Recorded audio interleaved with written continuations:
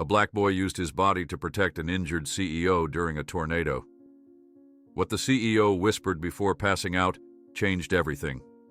Before we continue, don't forget to subscribe to the channel, like the video, and comment where in the world you're watching from. Let's go. Jamal Williams squinted at the darkening sky as the tornado siren wailed for the third time that day, but this time with a tone he recognized as real danger. At 12 years old, he knew the protocol better than most adults in his Oklahoma neighborhood. "Jamal, get inside now." His grandmother's voice cut through the rising wind, carrying the urgency that matched the siren's persistent howl. "Coming, Grandma," he called back, his eyes still fixed on the southwestern horizon, where dark, menacing clouds were beginning to rotate.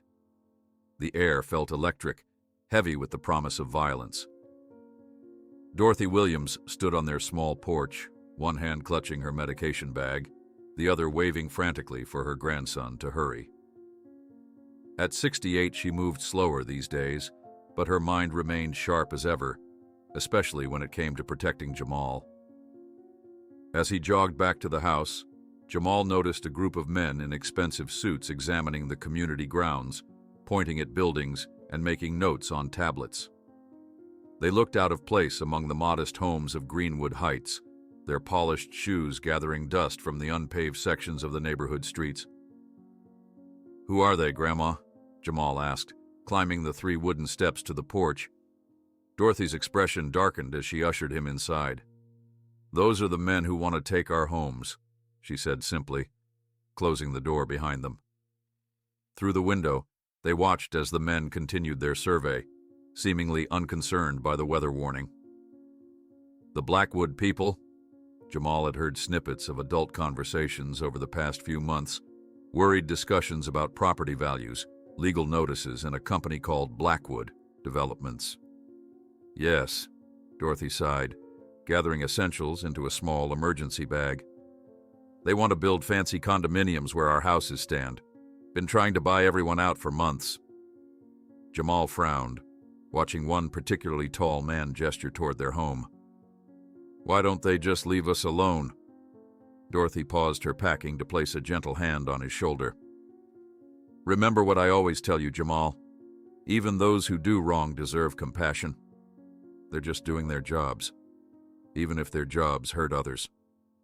Lightning flashed, followed almost immediately by a crack of thunder that shook the small house. The first heavy raindrops began to hit the roof with audible taps that quickly intensified into a steady drumming. "We need to get to the community shelter," Dorothy said, zipping the emergency bag closed. "That siren means business this time." They stepped back onto the porch just as the rain began pouring in earnest. The suited men were now hurrying toward expensive cars parked at the edge of the neighborhood. Jamal felt a small, vindictive satisfaction seeing them run from the same storm that threatened everyone equally. The community shelter was only 3 blocks away, built into the basement of the old church that served as the neighborhood's unofficial center. As they locked their front door, Dorothy issued the familiar instructions that accompanied every tornado warning. "Stay close to me, keep your head down, and if I tell you to drop, you drop immediately, understand?"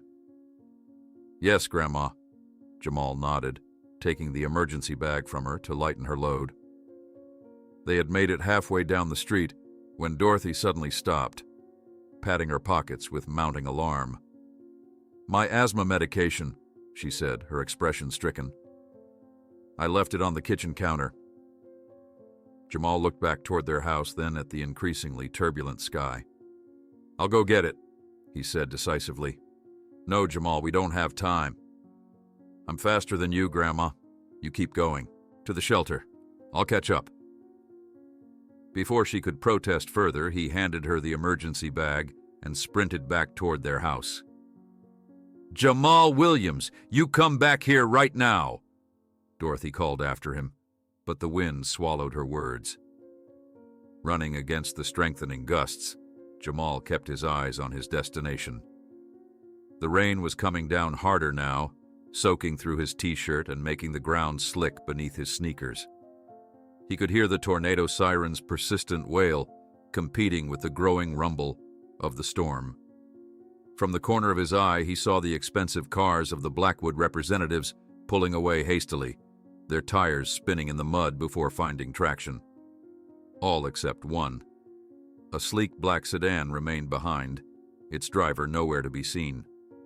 As Jamal reached his front yard, a particularly violent gust nearly knocked him off his feet. The tornado was getting closer by the second. He looked toward his house, calculating how quickly he could grab the medication and get back to the shelter. That's when he noticed the lone figure standing in the middle of the community grounds, looking frantically around as if disoriented. It was one of the suited men, older, with silver-gray hair whipping wildly in the wind, his expensive suit already drenched. "Sir, the shelter is this way," Jamal shouted against the wind, instinctively deviating from his original mission. The man turned, revealing a pale face etched with confusion. "My driver. He just left." An ear-splitting crack preceded a sight Jamal would never forget. The massive Blackwood Developments billboard, advertising future luxury condominiums, tore away from its supports. It sailed through the air directly toward the man, striking him before Jamal could even shout a warning. The man crumpled to the ground, motionless. "Sir! Sir!" Jamal ran to him, his heart racing. The man was unconscious, a gash on his forehead leaking blood that quickly diluted in the pouring rain.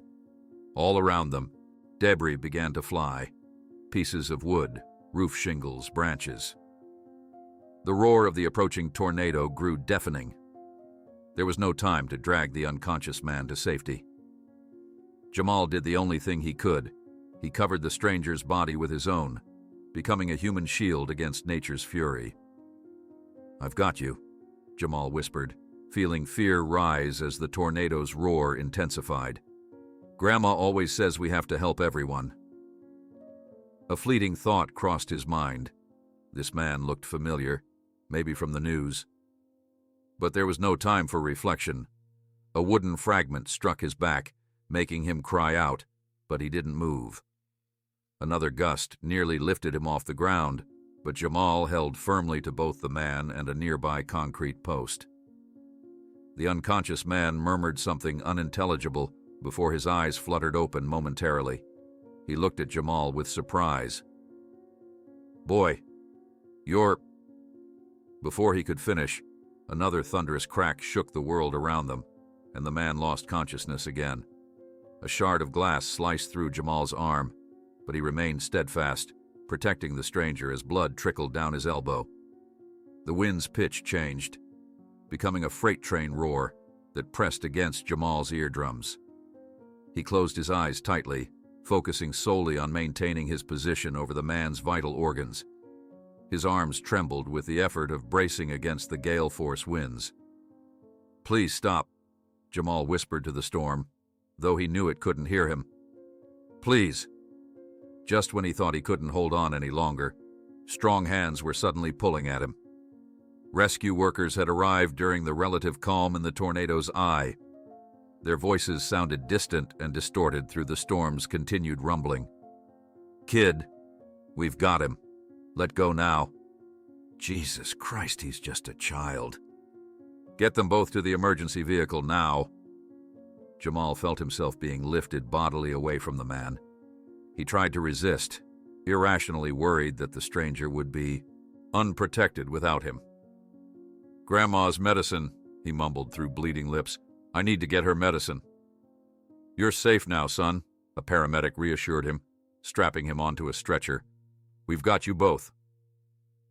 Through rapidly blurring vision, Jamal saw other rescue workers attending to the man he'd protected.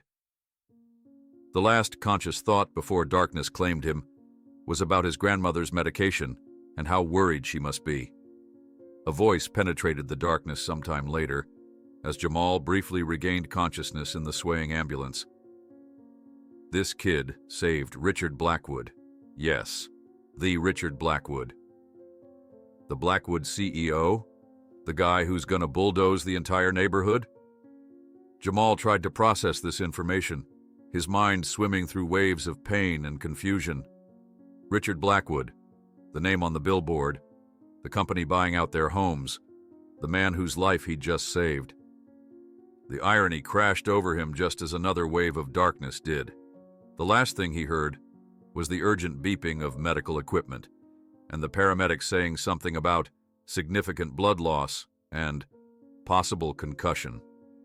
As consciousness slipped away completely, a single thought remained. Grandma was right. Everyone deserves compassion, even those who might hurt you, especially then. Floating in the darkness, Jamal wondered if saving Richard Blackwood would make any difference at all for his grandmother, their home, or their community. Or if the man would even remember the boy who had used his own body as a shield once the storm had passed. When Jamal next awoke, brief snatches of conversation filtered through his semi-conscious state. Words like hero, miracle, and lucky to be alive. But it was the sound of his grandmother's voice, thick with tears, that he focused on, trying to swim back to full awareness. "My brave boy," she was saying, her warm hand squeezing his. "My brave, foolish boy." Jamal wanted to tell her he was sorry about the medicine, that he'd tried to get it for her but got sidetracked, saving someone instead. He wanted to ask if she was okay, if the tornado had damaged their home, if everyone in the neighborhood had made it to safety. But his body refused to cooperate, and darkness claimed him once more. This time his dreams were filled with swirling winds, flying debris, and the strange image of a billboard transforming into a giant hand, reaching down to crush his home. Hours later, when Jamal finally regained full consciousness, he'd find himself in a hospital room, his body bandaged and aching. His grandmother would be there, holding his hand with tears streaming down her cheeks. And nearby would stand a man in a suit, holding a folder and looking uncomfortable. The beginning of a series of revelations that would forever change the trajectory of Jamal's young life. But in this moment, suspended between awareness and oblivion in the back of a speeding ambulance, all Jamal knew was that he had tried to do the right thing.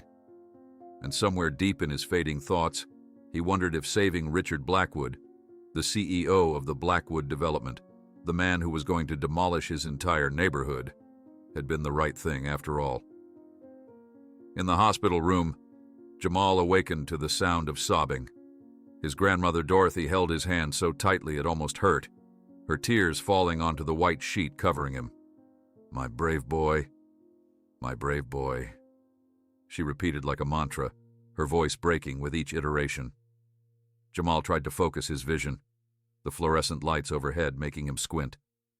His entire body felt like one massive bruise, and a sharp pain shot through his ribs whenever he breathed too deeply. Bandages wrapped his left arm where the glass had sliced him during the tornado. A man in a suit stood beside Dorothy, holding a folder and looking distinctly uncomfortable in the emotionally charged atmosphere. He kept glancing at his watch, then at the door, as if calculating his escape route. "Grandma, I'm sorry I didn't get back with your medicine," Jamal said, his voice raspy from dryness. Dorothy laughed through her tears, the sound half relief, half disbelief. "Your medicine? You nearly died trying to save a stranger, and you're worried about my medicine?" She shook her head, squeezing his hand even tighter. "They found me at the shelter right after they took you away in the ambulance. I'm fine, child. It's you we've been worried about." The suited man cleared his throat deliberately. "Mrs. Williams, we really need to discuss the statement Mr. Blackwood made before being taken into surgery." Jamal's memories flooded back.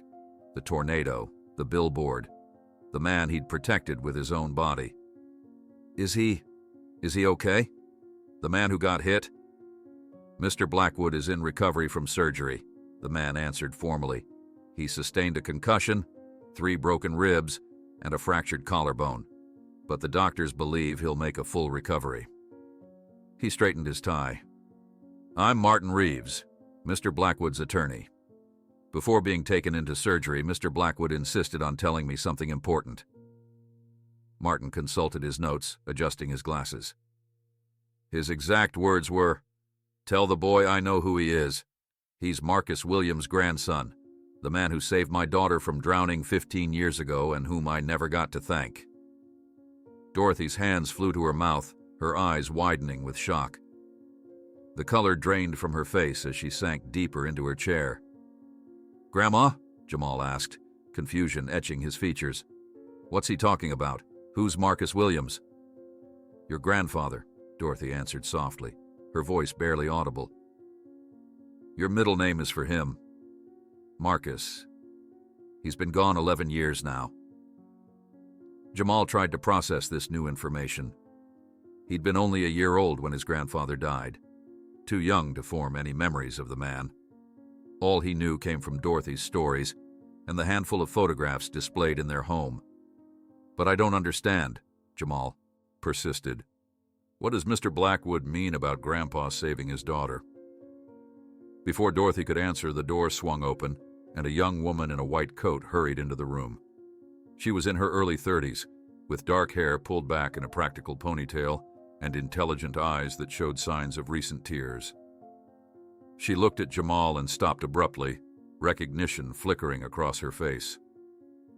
"You're the boy who saved my father," she said, her voice slightly tremulous. Martin nodded in acknowledgement. "Emma, this is Jamal Williams." "Williams?" Emma repeated, moving closer to the bed. Her gaze shifted from Jamal to Dorothy, a strange expression crossing her face. "As in, Marcus Williams?" The tension in the room was palpable. Jamal looked at the doctor, then at his grandmother, who appeared to be seeing a ghost.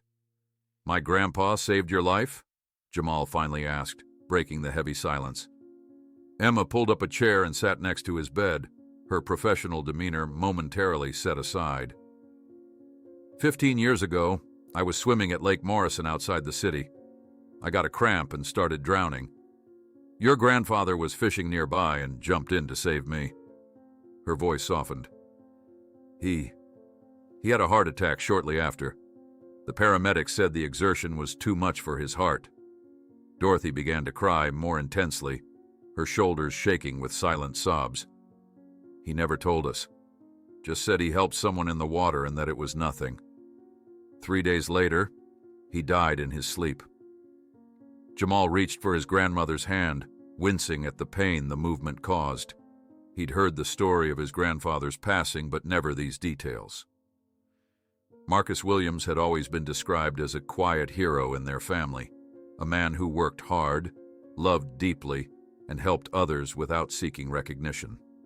The emotional revelation was interrupted when a nurse entered to check Jamal's vital signs.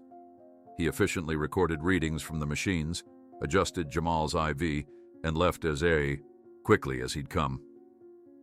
In his wake, the room felt even more charged with unspoken emotions. Emma continued once the door closed. "My father spent years trying to find the family of the man who saved me, but we only had a partial name, Marcus W. He wanted to thank him, to compensate somehow. A bitter irony struck Jamal, and now he's going to demolish our home." Emma appeared genuinely shocked. "What?" "Blackwood Developments bought almost our entire neighborhood," Dorothy explained, her voice steadying as she wiped her tears. "We have until the end of the month to leave. Most folks have already gone, but we haven't found anywhere else we can afford." Emma rose abruptly, her face flushed. "This can't be. He didn't know." She paced the small room, running her hands through her hair. "I need to speak with him immediately." Without further explanation, she rushed out, leaving Jamal confused and with more questions than answers. The attorney shifted uncomfortably, clearly caught between professional obligations and the unexpected personal drama unfolding. "I should check on Mr. Blackwood's condition," Martin said, edging toward the door. "I'll return later to discuss compensation for Jamal's heroic actions." After he left, Dorothy moved from her chair to sit on the edge of Jamal's bed, careful not to disturb his injuries. "Grandma, did you know?" Jamal asked. "About Grandpa saving Mr. Blackwood's daughter?" Dorothy shook her head. "No, child. Your grandfather was a humble man. He helped people because it was right, not for recognition or reward. She stroked his forehead gently. Just like someone else I know. Jamal closed his eyes, overwhelmed by pain medication and revelations. It's strange, isn't it? Grandpa saved his daughter, and now I saved him. Life works in mysterious circles, Dorothy murmured. Your grandfather would be so proud of you, Jamal. Later that night, when Dorothy had fallen asleep in the chair beside his bed, Jamal was awakened by raised voices in the corridor. Through the thin door, he could hear Emma arguing with someone. Dad, you can't do this. Not to the family of the man who gave his life to save mine. Emma, I didn't know. How could I have known? A male voice responded, sounding defensive and deeply troubled. The developments have been in planning for 2 years. The contracts are signed. There are investors, commitments. Find a way, Emma insisted. If you have any respect for what that man did for me, for us, you'll find a way. Jamal tried to sit up to hear better, but the pain in his ribs caused him to fall back onto the bed, knocking over a water cup on the side table.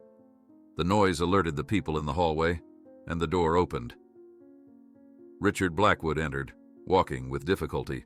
His arm was in a sling, and a bandage covered his forehead. Behind him, Emma hovered protectively, her face a mask of concern and determination. Blackwood looked smaller and less intimidating than in newspaper photos, especially now with red-rimmed eyes and an expression of genuine distress. He approached Jamal's bed cautiously, as if unsure of his welcome. Young Jamal, he began, his voice hoarse, I don't know how to thank you for what you did today, and I don't know how to apologize for what I almost did to your family. Before Jamal could respond, a nurse burst into the room. Mr. Blackwood, you shouldn't be out of bed. Your blood pressure is still unstable and... The man suddenly swayed, his face going pale. Emma rushed forward to support him, exchanging a worried glance with the nurse. Dad, come on. Let's get you back to your room. As they guided him toward the door, Blackwood turned his head to look back at Jamal. Cancel everything, he instructed Emma, his voice weak but determined. The project, the contracts, everything. Find a way to fix this. 2 weeks later, Jamal was recovering at home. The tornado had damaged several houses in the neighborhood, but miraculously the Williams' home had escaped with only minor roof damage. Dorothy attributed this to divine protection. Jamal wasn't sure what to believe anymore. He was sitting on the porch, his arm still bandaged but healing well, when a procession of vehicles pulled up in front of their house. A sleek black car led the way, followed by 2 SUVs and a van marked with the Blackwood Developments logo. Richard Blackwood emerged from the first car, still moving gingerly but looking considerably better than the last time Jamal had seen him. Emma exited the passenger side, carrying a large portfolio. From the other vehicles came a team of people with tablets, rolled blueprints, and presentation boards. Grandma, Jamal called through the screen door. You might want to come out here. Dorothy appeared, wiping her hands on a dish towel. She stopped short at the sight of the Blackwood entourage approaching their modest porch. Mr. Williams, Mrs. Williams, Richard greeted them formally. I hope we're not intruding. We have something important we'd like to discuss with you and your neighbors. Within an hour, the Williams' small living room was packed with remaining neighborhood residents. Blackwood's team had set up presentation boards showing renovated homes, community gardens, and a large building labeled Marcus Williams Community Center. Instead of demolishing Greenwood Heights, Richard explained to the skeptical gathering, Blackwood Developments wants to revitalize it. Current residents would retain ownership with updated homes, and we'd build a community center offering educational programs, healthcare services, and job training. The meeting was tense at first, with neighbors eyeing Blackwood suspiciously. Years of battling large corporations had taught them to expect the worst. When it seemed the community might reject the offer outright, Jamal stood up, ignoring the twinge in his side. My grandfather saved her life, he said, pointing to Emma, And I saved his, he continued, indicating Blackwood. Maybe that means something. Maybe we should listen. The silence that followed was broken by slow, deliberate applause from the back of the room. Mr. Jenkins, the neighborhood's oldest and most respected resident, approached the center of the gathering. At 87, he moved slowly, but commanded respect whenever he spoke. Marcus was my friend, he said, his voice cracking with age but firm with conviction. He never wanted recognition, but he deserves to be remembered. I say we hear what they have to say. As the meeting continued with renewed attention, Jamal noticed a man outside the window, discreetly photographing the gathering. Something about his furtive movements seemed off. "Who's that?" Jamal whispered to Emma, who had sat down beside him. She followed his gaze, frowning as she spotted the photographer. "I don't know. Dad didn't call any press." Emma's frown deepened as she stared at the photographer through the window. She quickly excused herself from Jamal's side and whispered something to one of Blackwood's staff members, who immediately headed outside. By the time he reached the front yard, however, the mysterious photographer had vanished. The next morning, Jamal awoke to the sound of Dorothy's sharp intake of breath from the kitchen. He found her sitting at the small table, hands trembling as she held the local newspaper. When she saw him, she quickly tried to fold it away, but Jamal was faster, gently taking it from her grasp. "CEO Blackwood in PR stunt after tornado," screamed the headline. Beneath it was a photo of yesterday's meeting in their living room, clearly taken by the mysterious photographer. Jamal's stomach clenched as he scanned the article, each word feeling like another blow to his healing ribs. The piece suggested that the entire story about Marcus Williams was a fabrication, a clever public relations trick to salvage Blackwood's image after the bad publicity surrounding the demolition project. It quoted anonymous sources claiming that no records existed of any lake rescue 15 years ago and implied that the Williams family was being paid to participate in the charade. "How dare they?" Dorothy snatched the paper back, tearing it in half with surprising strength. "How dare they suggest we invented the story of your grandfather?" The phone began ringing incessantly throughout the morning. Each time Dorothy answered, her expression grew darker. Neighbors who had seemed supportive yesterday were now retreating, questioning everything they'd heard. Some even suggested that Jamal and Dorothy were being paid to participate in what the article called Blackwood's redemption fantasy. "Mrs. Patterson just asked me how much we're getting," Dorothy said after hanging up from yet another call, her voice hollow with disappointment. 50 years I've known that woman. 50 years, and she thinks I'd lie about Marcus for money." Jamal sat at the table, pushing his untouched cereal around the bowl. "Why would anyone write such lies? And who was that photographer?" "People are afraid of change, child," Dorothy replied, though her own voice lacked conviction. "And some folks can't believe a powerful man might have a change of heart without some angle to it." Around noon, a gentle knock at the door announced Emma Blackwood's arrival. She looked exhausted, with dark circles under her eyes and her hair hastily pulled back. Dorothy let her in wordlessly, gesturing toward the living room where remnants of yesterday's meeting, a forgotten blueprint, coffee cups, still remained. "I don't know who's behind this," Emma said without preamble, dropping a copy of the newspaper onto the coffee table. "But it's not true. My father is devastated." "People don't believe us anymore," Jamal murmured, sinking onto the sofa. "They think we made it all up." Emma paced the small living room, her medical training evident in her analytical approach to the problem. "We need proof," she said, decisively. "Something that shows your grandfather really did save me." Dorothy had been standing silently by the doorway, watching the young doctor with an unreadable expression. After a long moment, she spoke quietly. "Maybe the diary." Both Jamal and Emma turned to her. "My Marcus kept a journal most of his life," Dorothy explained. "I've never had the courage to read it all the way through." It hurt too much. She led them to her bedroom, where a weathered cedar chest sat at the foot of her bed. From it, she extracted a leather-bound journal, its pages yellowed and the binding worn.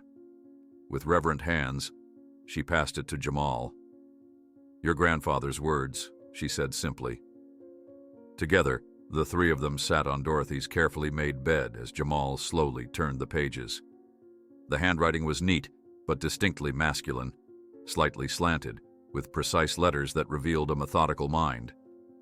They found the entry dated from the day of the rescue, 15 years earlier. "Today at Morrison Lake, I pulled a drowning girl from the water," Marcus had written.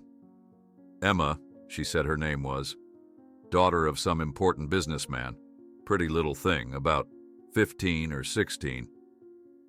Her father was in hysterics when I got her to shore. Keep feeling chest pains after, but don't want to worry Dorothy. Probably just overdid it in the cold water. The look on that father's face, though, like his whole world was about to end. Reminds me how precious life is. There were several more lines about his fishing trip and plans for the following day, but nothing more about the rescue. The very ordinariness of the entry, sandwiched between notes about fish caught and chores planned, made it all the more authentic.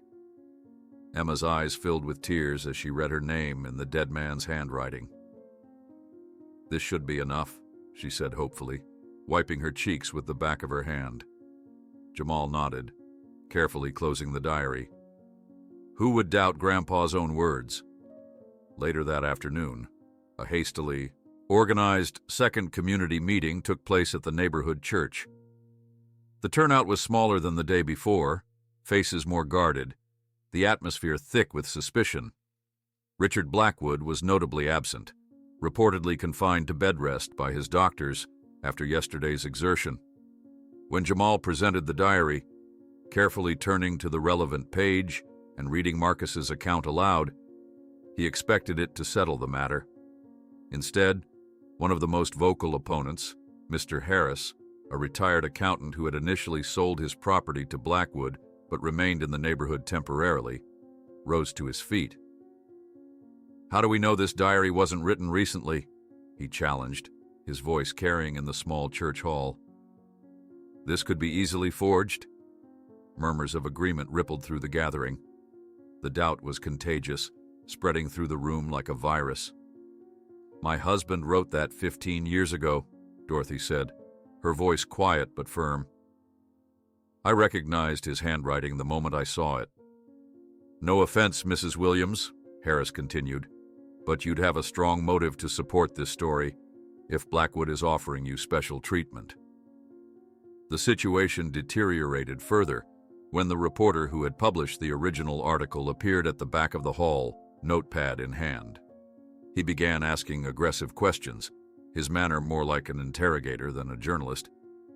Jamal noticed something he hadn't seen yesterday, a badge clipped to the man's belt that bore the logo of Apex Developments, Blackwood's main competitor. "Excuse me," Jamal interrupted as the reporter fired another accusatory question at Emma. "Why are you wearing an Apex badge if you're supposed to be an independent journalist?" A hush fell over the room as all eyes turned to the reporter, who instinctively covered the badge with his hand. That's not relevant to..." The church doors swung open with dramatic timing. Richard Blackwood entered, moving slowly but with purpose. His face was pale, and he leaned slightly on a cane, but his presence commanded immediate attention. Everyone fell silent. "I apologize for my late arrival," he said, his voice carrying despite its weakness.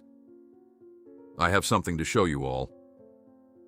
Emma hurried to help her father connect a laptop to the projector normally used for hymn lyrics. After a moment of technical adjustment, an image appeared on the screen, a newspaper article dated 15 years earlier. The headline read, "Local man dies days after rescuing girl at lake." "This ran in the local paper 3 days after I was saved," Emma explained, enlarging the image. "It doesn't mention names, because my father, concerned about my privacy as a teenager, asked the newspaper not to publish them. But they did record the event." The article described how an unidentified man in his 50s rescued a teenage girl from drowning at Morrison Lake, and later died of an apparent heart attack. Though brief, it corroborated their story in its essential details. A murmur ran through the room. Mr. Harris looked uncomfortable but remained skeptical. "And how do we prove this man was Marcus Williams?" he challenged. Dorothy stepped forward, her small frame trembling but her voice steady. "Because it was on June 17th, and my husband came home soaking wet that day. 3 days later, on June 20th, he didn't wake up again." She opened an old photo album showing Marcus's obituary. The date matched the timeline of the story perfectly. The Apex reporter tried to interject, but Richard cut him off with surprising force. "Parker, I know Apex paid you for this," he said, gesturing toward the newspaper on a nearby chair. "How much did your integrity cost?" The confrontation that followed nearly resulted in a physical altercation between supporters of both sides. Some residents defended the Williams family, while others, particularly those who had already sold their properties and stood to benefit from the original development plan, sided with the increasingly defensive reporter. As tempers flared and voices rose, Jamal, despite his still painful ribs, climbed onto a chair. "Stop!" he shouted with all the strength his lungs would allow. The silence was immediate, all eyes turning to the boy standing precariously above them. "This isn't how my grandfather would want us to handle this. If he saved someone and didn't even tell us to receive thanks, he wasn't seeking recognition." His voice faltered with emotion, and he continued more quietly. "When I covered Mr. Blackwood during the tornado, I didn't think about who he was. I just did what I knew was right, like my grandmother always taught me, like my grandfather would have done." The silence that followed was broken by a solitary applause from the back of the room. An elderly woman Jamal didn't recognize approached slowly, her steps careful but deliberate. "I was there," she said, her voice fragile but clear. "I was at the lake that day. I saw Marcus Williams jump into the water to save that girl." She pointed directly at Emma. "I recognized you the moment you walked into this room. I never forgot your terrified face as your father held you, crying after the rescue." The statement from the unexpected witness silenced all doubts. The Apex reporter slipped out discreetly, and the meeting continued with a new tone of collaboration and hope. The confusion that had almost resulted in a physical confrontation between the divided parts of the community ceased until Jamal, ignoring the pain in his still recovering ribs, climbed onto a chair and shouted with all the strength his lungs would allow, "Stop!" His cry echoed through the hall and instantly silenced everyone. The entire room fell silent, all eyes fixed on Jamal as he stood shakily on the chair. His declaration hung in the air, raw and honest. The elderly woman who had stepped forward, Mrs. Eleanor Pritchard, as she soon introduced herself, approached Emma with a gentle smile. "I was painting by the lake that day," she explained, her voice stronger now that she had everyone's attention. "I remember how your father held you after Marcus pulled you out, sobbing with relief. I even included the scene in a small watercolor, though I never knew your names." Mrs. Pritchard's testimony changed the atmosphere completely. People who had been shouting accusations moments before now looked embarrassed, avoiding eye contact with the Williams family. Richard Blackwood seized the opportunity, stepping forward despite his obvious discomfort. "I understand your skepticism," he addressed the gathering. "In your position, I would question everything too. But this isn't about publicity or damage control. This is about recognizing a debt that can never be fully repaid and trying, however imperfectly, to honor it." Dorothy helped Jamal down from the chair, supporting him as he winced from the movement.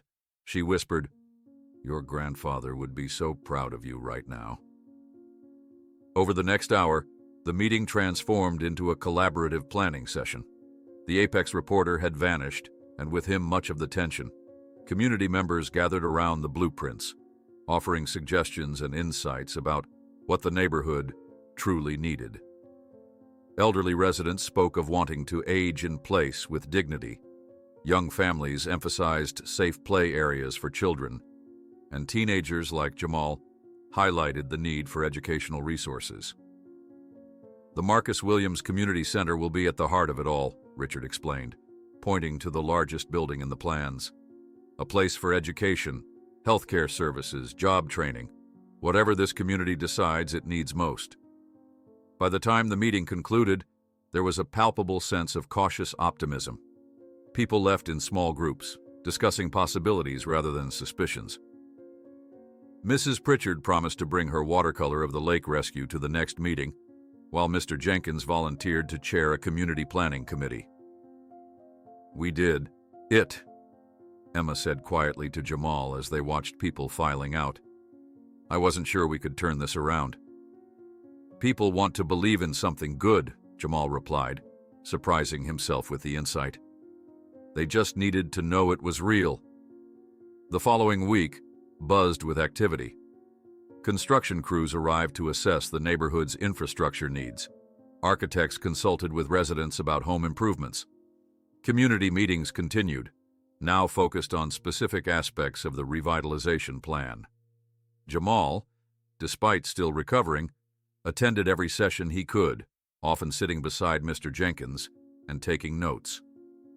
Richard Blackwood made regular appearances, though he delegated most of the hands-on work to his team. Whenever he and Jamal crossed paths, there was a moment of awkward gratitude, neither quite knowing how to address the unique bond forged between them.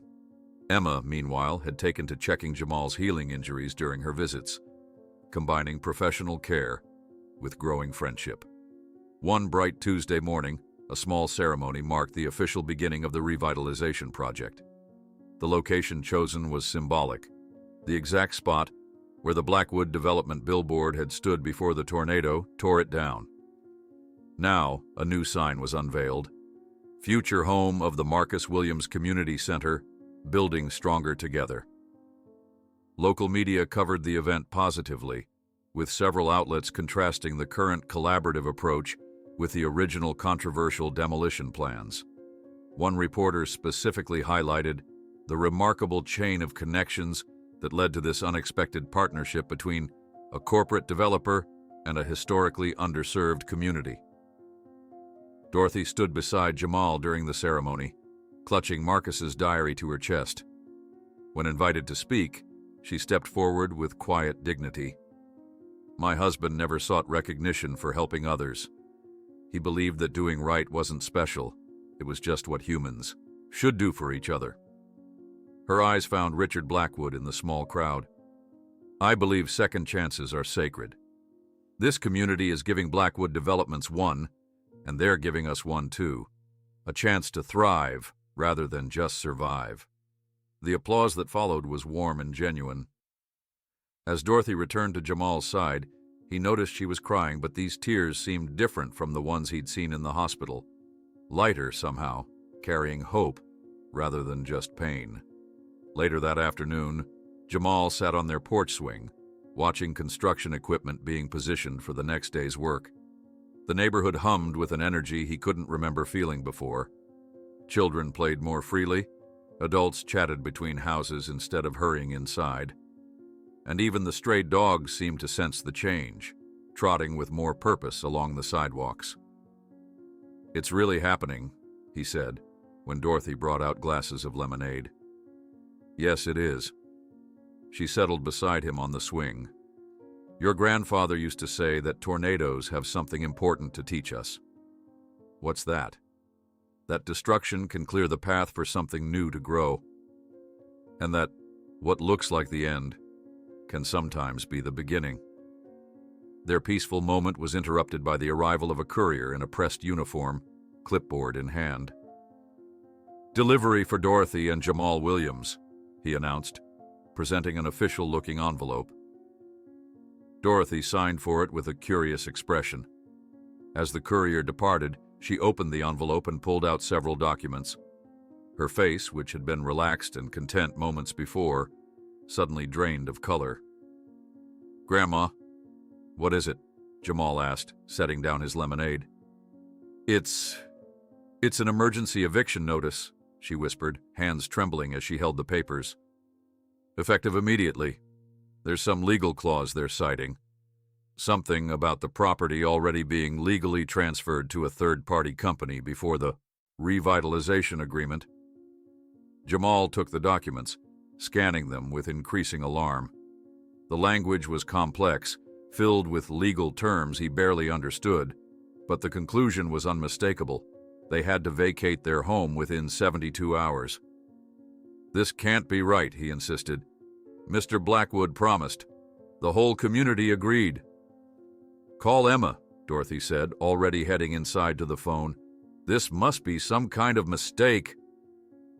Within an hour, Richard Blackwood's sleek car pulled up outside their house. He emerged with Emma and Martin Reeves, all wearing expressions of concern. Dorothy invited them into the living room, where the eviction notice lay on the coffee table like a malevolent presence. "I don't understand," Richard said after examining the papers, his face flushed with anger. "This wasn't authorized by me or anyone at Blackwood Developments." Martin adjusted his glasses nervously. "It appears that certain properties, including the Williams residence, were legally transferred to a subsidiary corporation before our announcement of the revitalization plan. A corporation that was then quietly sold to Apex Developments." "Apex?" Jamal repeated. "The company that sent that fake reporter?" Richard nodded grimly. "My legal team has been working non-stop since we discovered this yesterday. Other families received similar notices." He ran a hand through his silver hair. "It's a legal dead end. They executed the transfers perfectly, using clauses buried in the original contracts." "But that's not fair," Jamal protested. "You can't just let them do this." "I've offered to buy back the properties at triple their value," Richard replied, the defeat evident in his voice. "They've refused every offer. This isn't about money for them. It's about destroying the revitalization project and humiliating me in the process." "Can't we fight it in court?" Dorothy asked, her voice steady despite the circumstances. Martin shook his head. "The legal process would take months, possibly years. The eviction orders are valid under current law." Emma, who had been unusually quiet, finally spoke. "What about public pressure? The media loves this story. The community coming together, the connection between our families. If people knew Apex was trying to destroy that..." "They've prepared for that too," Richard admitted. "They're claiming they'll build an even better community center, more affordable housing, better infrastructure. On paper, their proposal looks generous." The weight of the situation settled over the room. After all the progress, all the hope, the community was about to lose everything anyway. The bitter irony wasn't lost on anyone present. Later that evening, after the Blackwoods and their attorney had left, with promises to keep searching for solutions, Jamal and Dorothy sat in stunned silence at their kitchen table. The home that had sheltered generations of their family would be taken from them in just 3 days. "I caused all this," Jamal murmured, staring down at his hands. "If I hadn't gotten involved..." Dorothy reached across the table, gripping his hands firmly. "You did exactly what your grandfather would have done, and I am more proud of you than I could ever express." Her eyes, though filled with tears, held a fierce determination. "We will survive this, Jamal. We survived when your mother left. We survived when Marcus died. We survived the tornado. We will survive this too." Jamal nodded, though the conviction didn't reach his heart. He thought of all the community meetings, the planning sessions, the hope that had blossomed throughout the neighborhood. All of it, apparently, for nothing. On the eve of the eviction, with demolition trucks already positioned at the entrance to the neighborhood, Jamal sat on the porch, watching what might be the last sunset he would ever see from this familiar angle. The sky blazed orange and pink, as if determined to give them one final perfect evening. In the distance, he could make out the outlines of the heavy machinery that would begin tearing down homes at dawn. His home, their community. As darkness gradually claimed the sky, Jamal felt a strange calm replace his earlier despair. Whatever happened tomorrow, his grandfather's legacy would live on through him. Dorothy was right. They would survive this too. They had to. The approaching night brought with it the sound of engines, but not from the direction of the demolition trucks. Curious, Jamal strained his eyes toward the main road, where headlights were appearing. One pair, then three, then dozens, all turning into their neighborhood. As the vehicles drew closer, he could make out cars, vans, pickup trucks, all filled with people. Many people. The vehicles came to a stop along the street, their headlights illuminating the darkened neighborhood. Jamal stood up from the porch, squinting against the glare. People began emerging from the cars, dozens of them, then hundreds holding signs and flashlights. In the growing crowd, he recognized faces from neighboring communities, local church groups, and even some of his teachers from school. "Grandma," he called through the screen door, "you need to see this." Dorothy appeared beside him, hastily tying her robe. "What in heaven's name?" she whispered, her voice catching as she took in the gathering multitude. Among the first to approach their porch was Richard Blackwood, moving slowly but purposefully, despite his injuries. Emma walked beside him, carrying a megaphone and what looked like rolled-up posters. "Good evening, Jamal, Mrs. Williams." Richard greeted them formally, though his eyes shone with unexpected energy. "I apologize for the late hour, but we thought it best to mobilize under cover of darkness." "Mobilize?" Dorothy repeated, descending the porch steps. "What is all this?" Richard's face softened into a determined smile. "We can't win legally, but we can win in the court of public opinion." Emma stepped forward, handing Jamal one of the rolled posters. When he unfurled it, he found a professionally designed sign reading, "Save Williams Neighborhood," with a striking photo of the community center plans. "We've contacted every media outlet in the state," she explained. "They'll be here at dawn when the demolition crews are scheduled to start. We're forming a human barrier." Dawn arrived with a surreal quality, golden light spilling over a scene that resembled both a protest and a community celebration. The human chain blocking the entrance to the neighborhood had grown overnight as word spread through social media. Jamal, who had barely slept, stood between Dorothy and Emma near the front of the crowd. News vans lined the opposite side of the street. Reporters with microphones and cameramen jockeying for the best angles.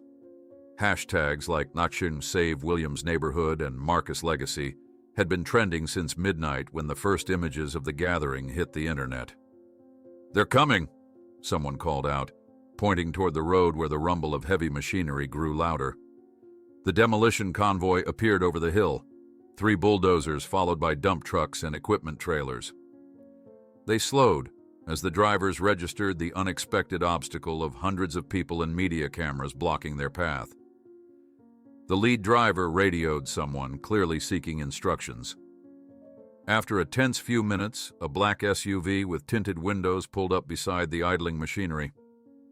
The rear door opened, and a well-dressed man in a dark suit emerged, speaking urgently into a phone.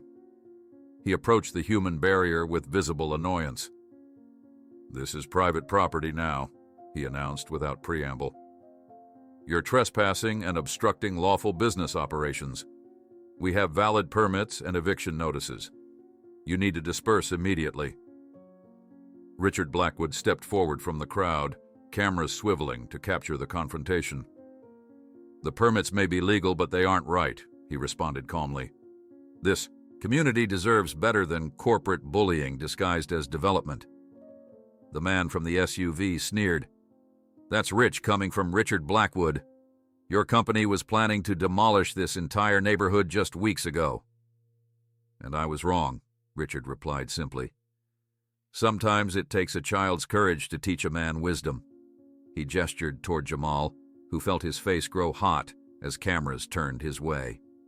Emma seized the moment, approaching the nearest news crew. "My father and I want to share the full story," she said clearly. As the microphone was thrust toward her, Emma recounted everything. Her near drowning 15 years ago, Marcus Williams's sacrifice, the tornado that brought Jamal and her father together, and now Apex's attempt to destroy the revitalization project. Her sincerity resonated with viewers across the state as stations began broadcasting live from the scene. Social media exploded with supportive messages, many from influential community leaders and local celebrities who pledged to join the protest. By noon, the crowd had doubled in size. The demolition crews remained in their vehicles, clearly unwilling to force their way through peaceful protesters, while cameras rolled. The Apex representative made increasingly agitated phone calls from his SUV, gesturing angrily as he paced. A sleek black limousine appeared through the crowd of vehicles around 1 o'clock, drawing curious glances. When it stopped near the human barrier, a striking woman in her 50s emerged, followed by a small retinue of suited men carrying briefcases. Jamal recognized her immediately from business magazines Dorothy sometimes brought home from the library. Victoria Reed, CEO of Apex Developments. "What's happening here is illegal," she announced, striding confidently toward the crowd. Her tailored pantsuit and perfect coiffure contrasted sharply with the casual clothes of the protesters. "We have eviction orders and demolition authorization." Richard detached himself from a group of reporters and approached her. Despite his still healing injuries, he matched her confident stride. "Victoria, you won," he said, pitching his voice to carry to the cameras without shouting. "Legally, you won. But look around you." He gestured expansively at the crowd, the cameras, the signs. "Is this what you want for your legacy?" Victoria's eyes narrowed as she surveyed the scene. For the first time, a flicker of uncertainty crossed her composed features. Her gaze settled on Jamal, who stood resolutely beside Dorothy. "The boy who saved your life by risking his own," she murmured, almost to herself. "The news won't stop talking about it." "Just as his grandfather saved my daughter," Richard replied quietly. "Some debts can't be paid with money, Victoria." One of Victoria's attorneys leaned in, whispering urgently in her ear. She frowned, listening intently. After a tense moment, she nodded almost imperceptibly. "Fine," she said to Richard, her voice clipped. "Let's talk." They retreated to the community church, the only neutral ground nearby large enough to accommodate both legal teams. Victoria's entourage followed her inside, along with Richard, Emma, and their attorneys. The crowd outside grew restless as the hours passed with no news from the closed-door meeting. Dorothy organized volunteers to distribute water and sandwiches to the protesters, while Jamal fielded questions from curious reporters fascinated by his role in the unfolding drama. "I just did what my grandpa would have done," he repeated whenever asked about his heroism during the tornado. "And now we're all trying to do what's right for our community." The afternoon stretched into evening. The demolition crews eventually shut down their machines and retreated, unwilling to wait indefinitely. As twilight descended, the church doors finally opened.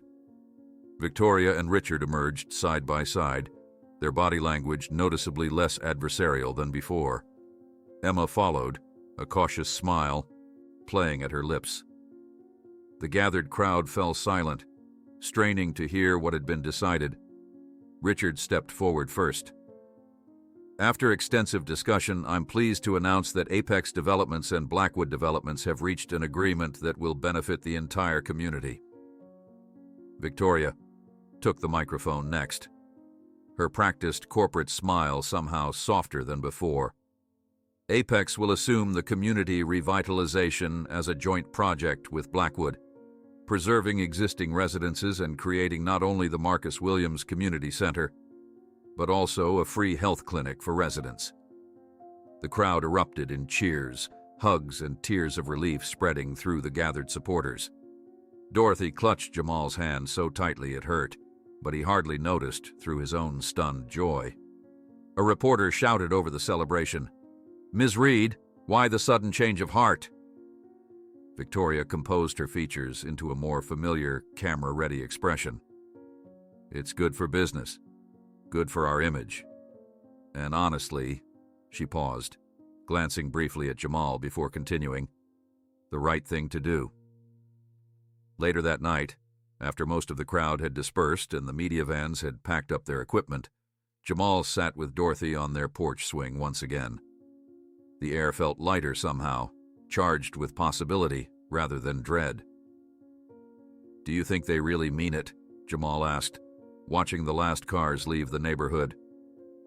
"Or is this just another trick?" Dorothy squeezed his shoulder.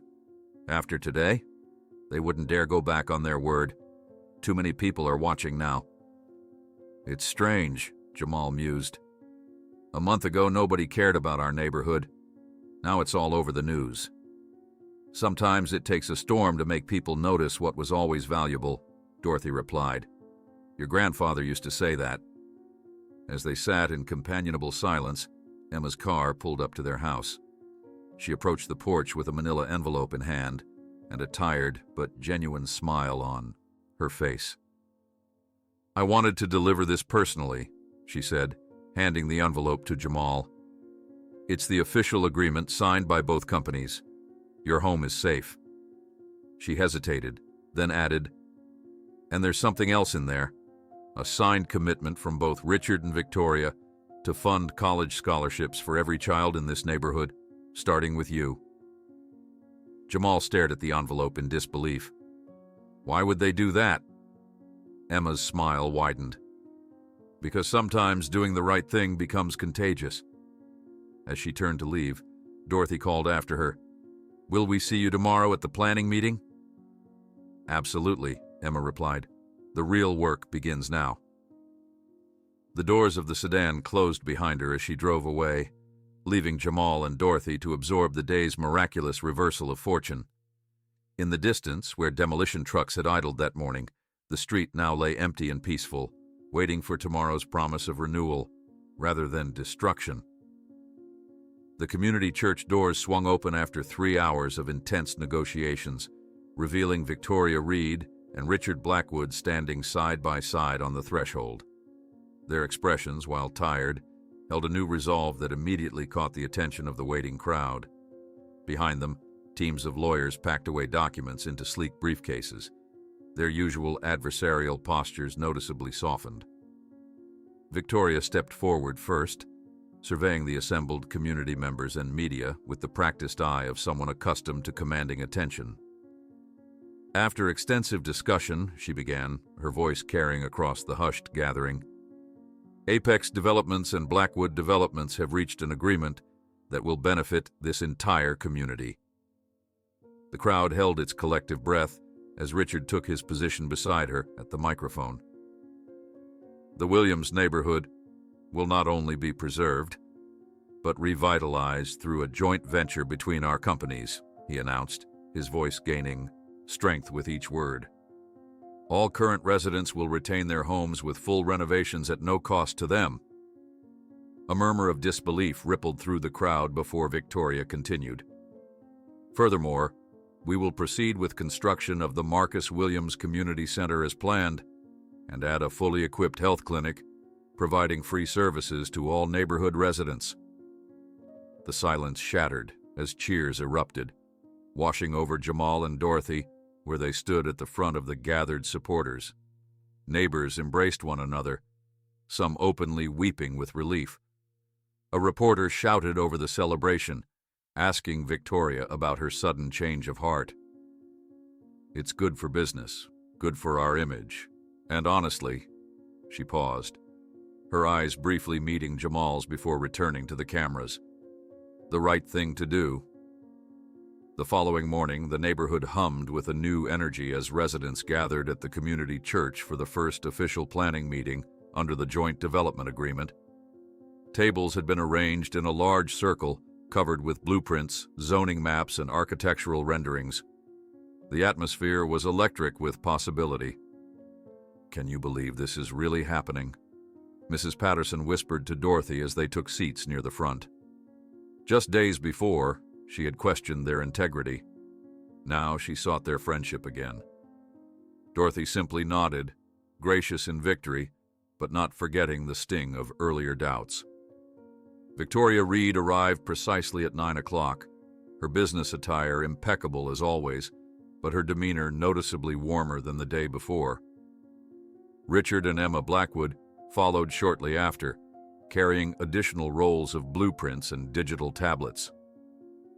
"Before we begin," Richard announced once everyone had settled, "I want to make something clear. This is your community. While our companies will provide the resources and expertise, the decisions about what gets built, how it's designed, and what services are prioritized, those choices belong to you, the residents." This declaration set the tone for a collaborative session unlike anything the community had experienced before. Elderly residents spoke about needing accessible pathways and gathering spaces. Parents advocated for safe playgrounds and after-school facilities. Teenagers, including Jamal, presented ideas for educational resources and technology centers. "The Marcus Williams Community Center will be the heart of everything," Victoria explained, pointing to the largest structure on the central blueprint. "We envision multi-purpose spaces that can adapt to community needs over time." As the discussion continued, Jamal noticed some residents still harbored suspicion, particularly Mr. Harris, who sat with arms firmly crossed, occasionally whispering to others around him. Despite his earlier opposition being proven unfounded, he seemed unwilling to fully embrace the new partnership. By lunchtime, working committees had formed around specific aspects of the project: housing renovations, community center design, health clinic services, educational programs, and green spaces. Dorothy found herself appointed to lead the housing committee, her knowledge of the neighborhood's history and needs making her the natural choice. "Your grandmother is remarkable," Emma commented to Jamal, as volunteers brought in sandwiches and drinks for everyone. "She's the perfect bridge between the past and future of this place." Jamal nodded proudly. "She always says that remembering where you came from helps you see where you should go." The afternoon session focused on immediate actions and timeline planning. Construction crews would begin infrastructure assessments the following week, starting with water, power, and communication systems that needed upgrading. Architectural teams would visit each home to evaluate renovation needs and discuss preferences with residents. "We anticipate completing the community center within 8 months, Richard announced, with home renovations happening simultaneously in phases, so no resident will need temporary relocation for more than 2 weeks at a time. As the meeting concluded, Victoria approached Dorothy and Jamal directly, her professional facade momentarily yielding to something more personal. "Your home will be first in the renovation schedule," she said. "Consider it a small acknowledgement of what your family has contributed to making this partnership possible." Dorothy accepted the gesture with quiet dignity. "My husband would have appreciated seeing neighbors helping neighbors, regardless of differences. That's what community means." Outside the church, as people filtered away with renewed hope and purpose, Jamal noticed Mr. Harris in deep conversation with several older residents. Their expressions suggested concern rather than celebration, and Harris's gestures became increasingly animated as he spoke. "Not everyone's happy," Jamal observed to Emma, who had followed his gaze. "Change is difficult for some people, even positive change," she replied. "They're afraid of losing something familiar, even if what replaces it is objectively better." 3 days later, a symbolic groundbreaking ceremony marked the official start of the revitalization project. In the vacant lot where the community center would stand, representatives from both companies joined neighborhood residents in turning the first shovels of earth. Cameras captured the moment as Jamal, Dorothy, Richard, and Victoria each took a ceremonial silver spade and simultaneously broke ground. "From this soil will grow not just buildings, but opportunities," Richard declared to the assembled crowd and media. "And the roots will run deep, just like the legacy of Marcus Williams." Local news coverage painted the joint venture as a revolutionary approach to urban development, and a model for corporate community partnerships. One article particularly highlighted the remarkable chain of events, beginning with a heroic rescue 15 years ago that connected two families across socio-economic divides. As construction equipment arrived the following week and workers began preliminary site preparation, the abstract plans gradually took concrete form. Jamal, despite still healing from his injuries, volunteered after school hours to help with various community organizing tasks, often working alongside Emma, who divided her time between hospital duties and overseeing the health clinic planning. "You have a real talent for bringing people together," Emma observed one evening as they finished cataloging donated medical equipment for the future clinic. "Have you ever thought about what you want to do after high school?" Jamal paused, considering the question seriously. "I never really thought beyond helping Grandma and maybe getting a decent job," he admitted. "College seemed—" He trailed off, not wanting to say impossible, even though that's precisely what it had always been. "The scholarships are real, Jamal," Emma said gently, reading his unspoken thought. "And from what I've seen, you could do extraordinary things with the right opportunities." At the weekly community update meeting, Jamal found himself increasingly taking on an unofficial leadership role among the younger residents. His natural ability to explain complex plans in straightforward terms made him valuable as a liaison between the development teams and community members. Richard noticed this talent, often asking Jamal to help present ideas to skeptical residents.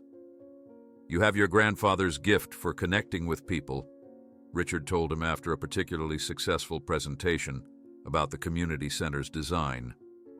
"He reached out to save my daughter without hesitation, just as you did for me. That instinct to help, to protect, it can't be taught."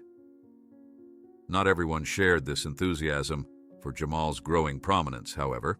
Mr. Harris, who had initially questioned the diary's authenticity, continued to express concerns about corporate manipulation in community meetings. One evening, as plans for a neighborhood celebration were being discussed, he stood up abruptly. "Am I the only one who sees what's happening here?" he demanded, his voice cutting through the cooperative atmosphere. "These corporations are using this boy as their puppet, making us feel grateful while they take control of our neighborhood." An uncomfortable silence fell over the room. Dorothy straightened in her chair, prepared to defend her grandson, but Jamal gently touched her arm. "Mr. Harris," Jamal said, approaching the older man with respect rather than defensiveness, "I understand your concerns. Change is scary, and trusting corporations doesn't come easy to any of us." He gestured around the room. "But look at what we've accomplished together already. The plans we're making aren't coming from Blackwood or Apex. They're coming from us, from what we need." Others in the room nodded in agreement, several voicing support for Jamal's perspective. Mr. Harris, though not entirely convinced, seemed somewhat mollified by the young man's diplomatic approach. As the meeting concluded on a tentatively harmonious note, Jamal helped stack chairs while watching Mr. Harris exit hurriedly. Through the window, he observed the older man step aside to answer his phone, his expression quickly transforming from neutral to agitated. Harris paced back and forth on the sidewalk, gesturing emphatically as he spoke to someone who clearly wasn't delivering welcome news. While everyone celebrated the official commencement of construction with coffee and homemade cookies, Jamal continued watching Mr. Harris through the window, his conversation becoming increasingly heated. The man's face contorted with an expression of barely contained rage as he jabbed his finger repeatedly at the air, making Jamal wonder if the battle for their community had truly ended or merely entered a new phase. Jamal's eyes narrowed as he observed Mr. Harris's agitated phone conversation through the window. The man's gesticulations grew more frantic before he finally pocketed his phone and stormed off into the gathering darkness, not even bothering to collect his coffee or say goodbye to anyone. Something about the interaction left Jamal with an uneasy feeling that settled in his stomach like a cold weight. 3 months passed with remarkable swiftness. The once vacant lot where the groundbreaking ceremony had taken place was now unrecognizable. Steel beams reached toward the sky, forming the skeleton of what would become the Marcus Williams Community Center. Throughout the neighborhood, renovation crews worked on homes in careful rotation, allowing residents to stay with neighbors or in temporary housing units provided by the development companies during the most disruptive phases of construction. On a crisp autumn morning, Jamal finished his volunteer shift at the construction site, wiping sweat from his brow despite the cool temperature. His physical recovery had progressed well, allowing him to take on increasingly demanding tasks during his weekend volunteer work. "You've got a real knack for this, kid," said Mike, the site foreman, as Jamal helped organize supplies for the day's work. "Ever consider construction management as a career? You've got the head for logistics and the hands for practical work." Jamal smiled, pleased by the compliment. "Thanks, but I'm thinking about medicine these days." "Well, whatever you choose, you're going to be good at it," Mike replied, checking items off his clipboard. "Just remind the next shift that the electrical supplies for Sector C are running low. We need to order more before Tuesday." As Jamal nodded and turned to go, a commotion near the supply shed caught his attention. 2 workers were examining what looked like cut wiring and damaged equipment. "Third time this month," one of them muttered, holding up a severed cable. "This isn't an accident. Someone's doing this deliberately." Mike hurried over, his expression darkening as he surveyed the damage. "Security didn't catch anything on the cameras again?" "Nothing," the other worker replied. "Whoever's doing this knows exactly where the blind spots are." An emergency meeting was called that afternoon in the partially completed community center. Construction had progressed enough that the main hall was now enclosed and functional for gatherings, though it lacked finishing touches. Richard Blackwood and Victoria Reed sat side by side at a makeshift conference table facing community leaders, security personnel, and key project managers. "This sabotage has to stop," Richard stated firmly, stress evident in the lines of his face. "We've lost nearly 3 weeks of work over the past month due to damaged equipment, missing supplies, and safety issues that keep cropping up." Victoria nodded in agreement, her usual corporate polish somewhat dimmed by frustration. "The security cameras have been tampered with each time. Whoever is doing this has inside knowledge of our operations."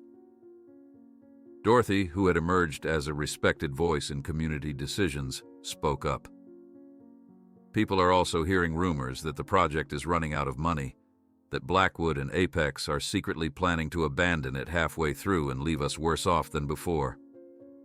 "That's absolutely false," Victoria responded sharply. "Both companies are fully committed financially and contractually." From his seat beside his grandmother, Jamal cleared his throat. "I think I might know who's behind some of this," he said, feeling all eyes turned toward him. "Mr. Harris has been acting strange since the project started. That night after the planning meeting, I saw him having a really angry phone conversation." Richard leaned forward with interest. "Harris, the one who questioned your grandfather's diary?" "Yes," Jamal confirmed. "And he's been meeting with people I don't recognize. Men in, expensive suits who definitely aren't from our neighborhood." Victoria exchanged a knowing glance with Richard. "That fits with what our investigators found. Harris has connections to several investment firms that lost money when we canceled the original development plans." "You think he's sabotaging the project for revenge?" Dorothy asked, looking troubled. "Or because he's being paid to," Richard suggested grimly. "Those investment firms stood to make millions from the luxury condos we originally planned. They're not the type to accept losses quietly." The meeting concluded with increased security measures and a decision to install additional cameras around the construction site. As people filed out, Jamal approached Richard and Victoria with an idea. What if we organized neighborhood youth patrols? He suggested. Not to confront anyone, just to keep watch and report suspicious activity. We know the neighborhood better than any security company. Richard considered the proposal thoughtfully. It could work, especially if coordinated with professional security. Would you be willing to organize it? That weekend, Jamal began recruiting fellow students and neighborhood teens for the volunteer patrol. They established schedules, communication protocols, and reporting procedures, working closely with the security team hired by the development companies. The new system quickly proved its worth when 2 patrol members spotted suspicious activity near the supply area and alerted security, who arrived in time to prevent further damage. Between his schoolwork, community responsibilities, and new volunteer security role, Jamal barely had time for himself. Yet he found unexpected pleasure in these growing responsibilities, particularly in the respect he earned from adults who increasingly sought his input on community matters. One bright spot in his packed schedule was his regular sessions with Emma, who had begun teaching him basic medical concepts and procedures. On a Wednesday afternoon, they sat in a small office space temporarily set up in one of the completed sections of the community center. Today we're going to talk about triage, Emma explained, laying out various first aid supplies on the desk between them. It's how medical professionals decide who needs treatment most urgently in emergency situations. Jamal listened attentively as she explained assessment protocols, asking thoughtful questions that reflected his quick grasp of the material. When they moved to practical demonstrations, Emma noticed his natural steadiness and dexterity. "You have the instinct of a natural healer," she commented, as he correctly prioritized different simulated injuries. "The way you approach each problem, methodical but also intuitive." Jamal looked up, surprised by the praise. "Do you really think I could be a doctor someday?" "Without question," Emma replied firmly. "And I'm not just saying that because you saved my father's life. You have the mind for it, the hands for it, and most importantly, the heart for it." Jamal's excitement about this potential future was tempered only by practical concerns. "Medical school is expensive," he said quietly. "Even with the scholarship for college, becoming a doctor seems—" "One step at a time," Emma advised. "Focus on excelling in school now. The rest will follow." By late November, the strain of Jamal's numerous commitments began to show. His grades, while still good, had slipped slightly as he juggled schoolwork with community responsibilities. One evening, Dorothy found him asleep at the kitchen table, face pressed against his open textbook, a half-written essay visible on his laptop screen. "Jamal," she said gently, waking him with a soft touch to his shoulder. "You're pushing yourself too hard." He sat up groggily, blinking at the clock that showed 11:30 p.m. "I'm fine, Grandma. Just need to finish this essay." Dorothy sat across from him, her expression concerned. "You're taking on too much responsibility. You're 12 years old. You should be enjoying childhood too, not just working all the time." "I am enjoying it," Jamal insisted, though his exhausted face told a different story. "I like helping. It matters." "Your grandfather was the same way," Dorothy sighed. "Always putting others first, never knowing when to rest." She placed her hand over his. "But even he needed balance. Promise me you'll remember that you matter too, not just what you can do for everyone else." The next evening, while conducting his patrol of the construction site, Jamal spotted a familiar figure moving between equipment storage containers. Mr. Harris was examining the lock on one container, looking furtively over his shoulder. Jamal ducked behind a stack of lumber, pulling out his patrol walkie-talkie but hesitating to call security immediately. Instead, he watched as Harris produced a key, one he shouldn't have had access to, and opened the container. Gathering his courage, Jamal stepped into view. "Mr. Harris, what are you doing here after hours?" The older man jumped, spinning around with a startled expression that quickly transformed into forced casualness. "Just checking on some community property," he said smoothly, "making sure everything's secure." "With a key you shouldn't have?" Jamal challenged, staying well back but maintaining eye contact. Harris's expression hardened. "You should be careful, boy. You're in over your head with these corporations. They're using you, and when they're done, they'll discard you like they do everyone else." "That's not true," Jamal countered. "They're keeping their promises. The project is helping everyone." Harris laughed bitterly. "So naive. Did you know the electrical wiring they're putting in these homes isn't up to code? That they're cutting corners on materials for the community center?" "You're lying," Jamal said, though a seed of doubt had been planted. "Am I?" Harris retorted. "Ask yourself why certain inspections are conducted when most residents are away, why some documents aren't made public." He stepped closer, lowering his voice. "I'm trying to protect this community from being exploited, just in a different way than before." As Harris walked away, Jamal noticed something fall from his pocket. A small notebook that the man didn't seem to realize he'd dropped. Quickly, Jamal retrieved it, tucking it into his jacket to examine later. That night, Jamal worked with his friends to set up a makeshift security camera using an old smartphone and some free monitoring software. They positioned it carefully to cover one of the blind spots they'd identified in the professional security system, determined to catch the saboteurs in the act. In his bedroom later, Jamal examined Harris's notebook. Most entries were mundane, but several pages contained meeting times with unfamiliar names, amounts of money, and cryptic phrases like Phase 2 delay and evidence compilation.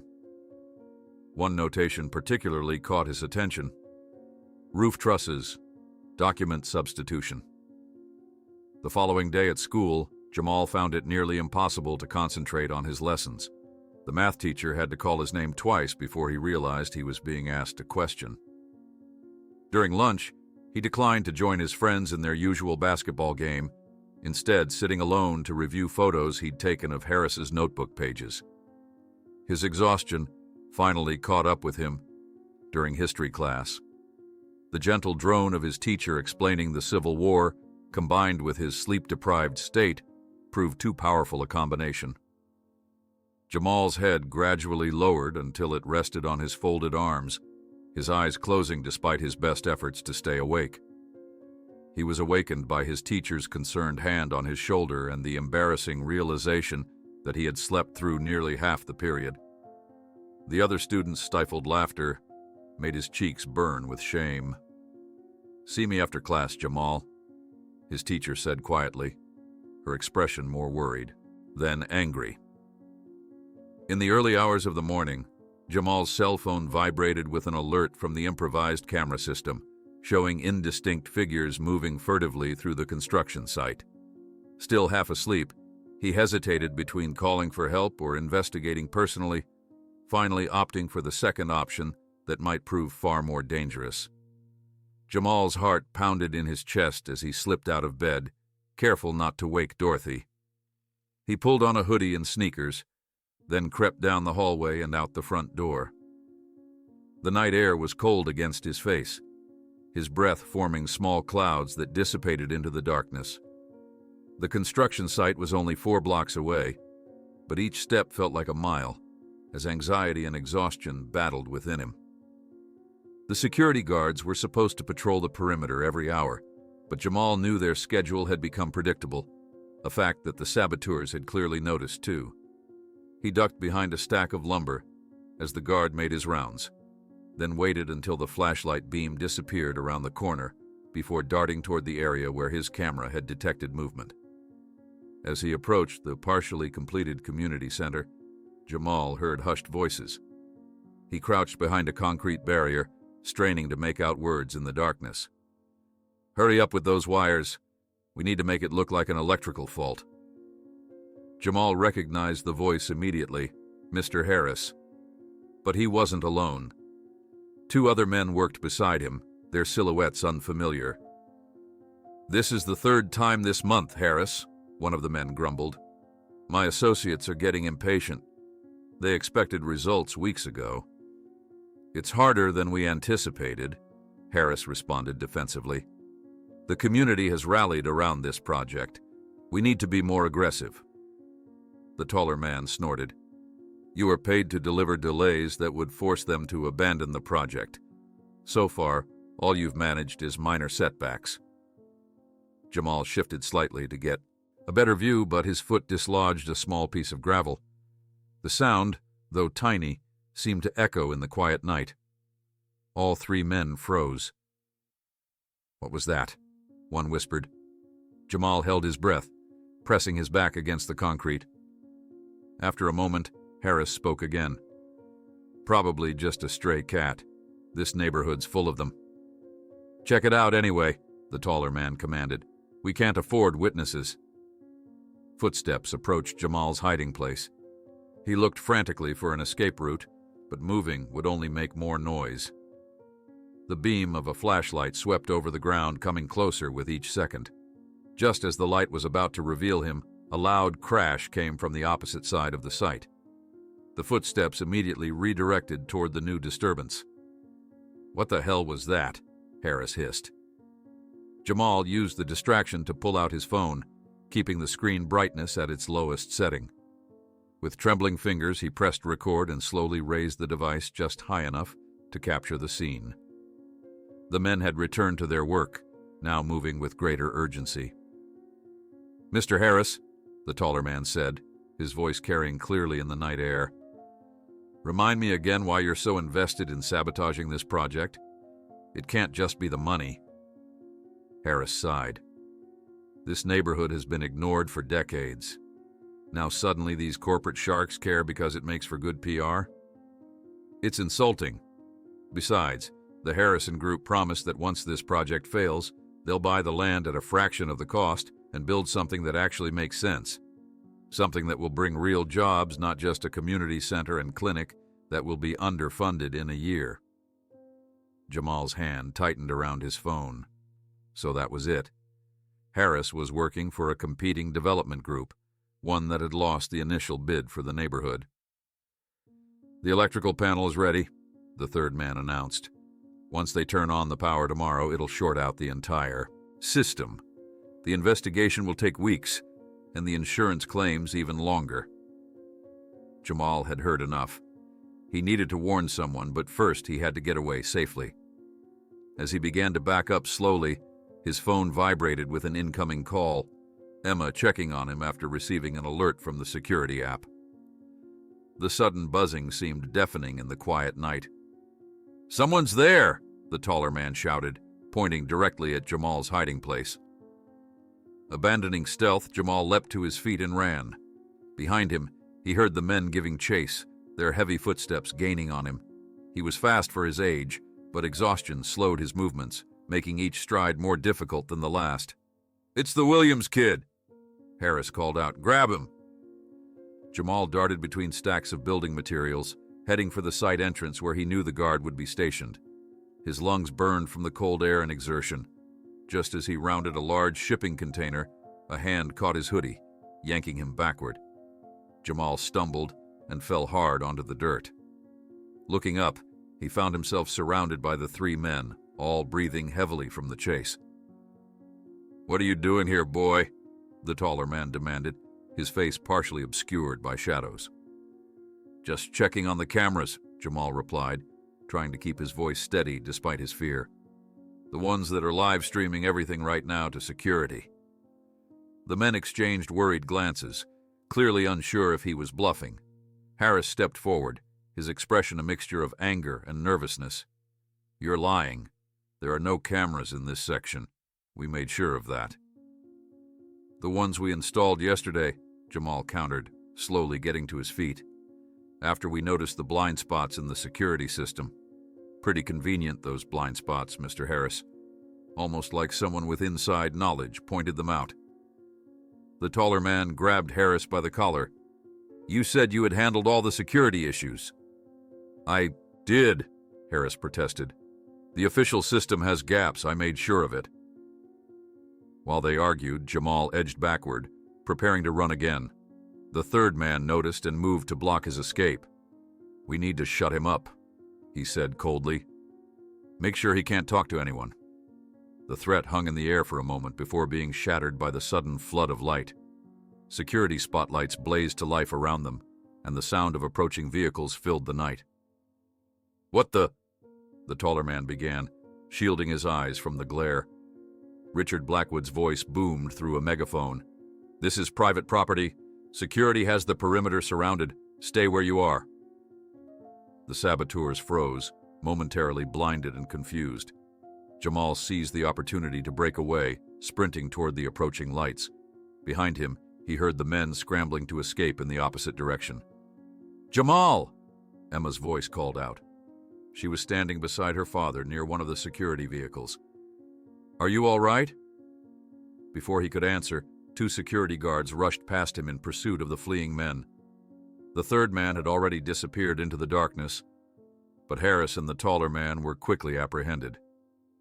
"The power panel," Jamal gasped, pointing toward the community center. "They rigged it to short out when it's turned on tomorrow." Richard immediately dispatched another guard to check the electrical systems, while Emma guided Jamal to a vehicle where he could sit down. "How did you know to come?" Jamal asked, still breathing heavily. "When you didn't answer my call, I checked the camera feed from your phone," Emma explained. "I could see enough to know you were in trouble, so I called my father." Richard joined them, his expression a mixture of concern and relief. "That was incredibly brave, Jamal, and incredibly foolish. You should have called for help instead of confronting them yourself." "I know," Jamal admitted, "but I needed to find out what they were really up to." By dawn, the police had arrived and taken statements from everyone involved. The saboteurs were taken into custody, with Mr. Harris cooperating almost immediately, eager to reduce his own potential charges by providing information on the larger conspiracy. A community meeting was hastily arranged for the next morning. The church hall was packed as residents gathered to hear about the night's events. Victoria Reed stood beside Richard at the front, both looking tired but determined. "Last night," Richard began, "thanks to the quick thinking and admittedly reckless courage of young Jamal Williams, we uncovered a deliberate campaign of sabotage against our revitalization project." Murmurs rippled through the crowd as Richard continued to explain how Mr. Harris had been working with representatives from a rival development group called the Harrison Group. The sabotage was meant to cause delays and cost overruns that would eventually force Blackwood and Apex to abandon the project. Victoria stepped forward, her usual corporate polish momentarily set aside for raw honesty. "What you may not know is that I was approached by these same developers months ago, before our agreement with Blackwood. They pressured me to maintain the original demolition plans, using both threats and financial incentives. This revelation caused another wave of whispers among the gathered residents. The police investigation has already uncovered evidence linking several local politicians to this scheme," Richard added. "There appears to be a much larger network of corruption surrounding development projects throughout the city." Dorothy, sitting in the front row with Jamal, reached over to squeeze his hand. "You could have been hurt," she whispered, her voice a mixture of pride and lingering fear. "I'm sorry, Grandma," he whispered back, "but now we know the truth." After the meeting, the community displayed a new unity and determination.